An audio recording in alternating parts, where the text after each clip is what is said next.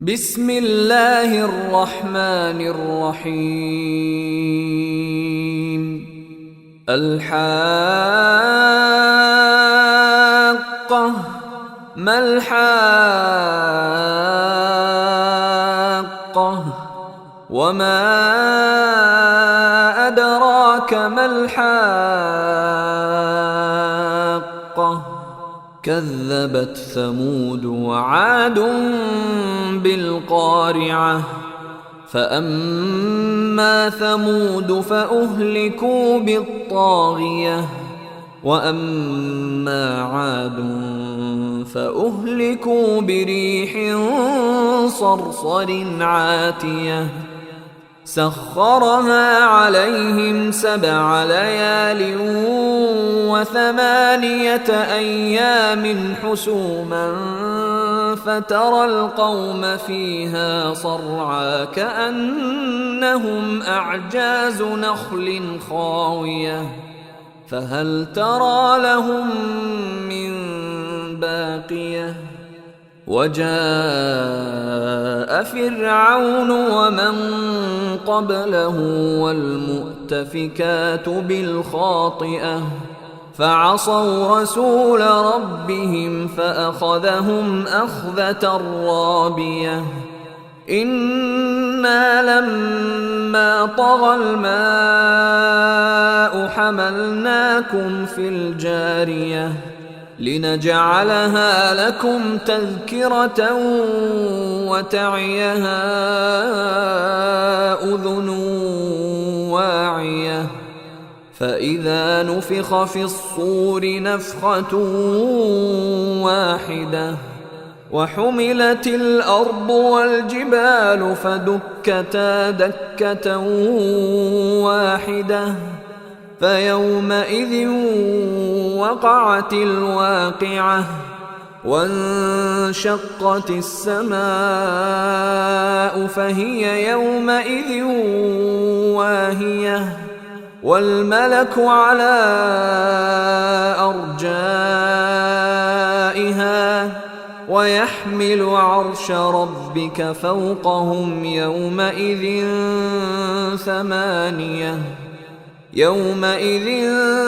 تعرضون لا تخفى منكم خافية فأما من أوتي كتابه بيمينه فيقول هاؤم اقرءوا كتابيه إني ظننت أني ملاق حسابيه فهو في عيشة راضية في جنة عالية قطوفها دانية كلوا واشربوا هنيئا بما أسلفتم في الأيام الخالية وأما من أوتي كتابه بشماله فيقول يا ليتني لم أوت كتابيه ولم أدر ما حسابيه يا ليتها كانت القاضية ما أغنى عني ماليه هلك عني سلطانيه خذوه فغلوه ثم الجحيم صلوه ثم في سلسلة ذرعها 70 ذراعا فاسلكوه إنه كان لا يؤمن بالله العظيم ولا يحض على طعام المسكين فليس له اليوم هاهنا حميم ولا طعام إلا من غسلين لا يأكله إلا الخاطئون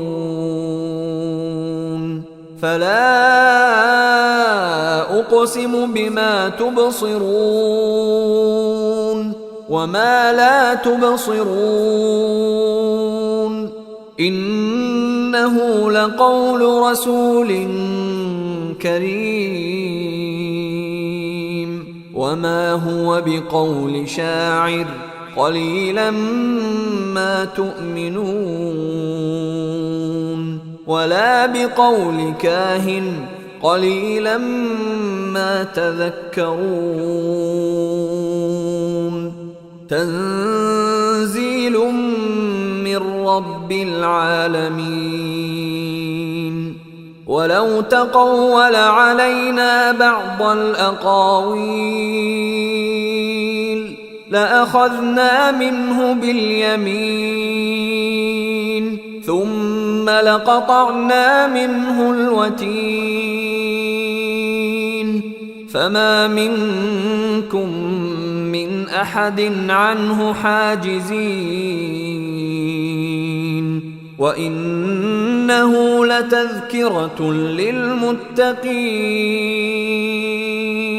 وإنا لنعلم أن منكم مكذبين وإنه لحسرة على الكافرين وإنه لحق اليقين فسبح باسم ربك العظيم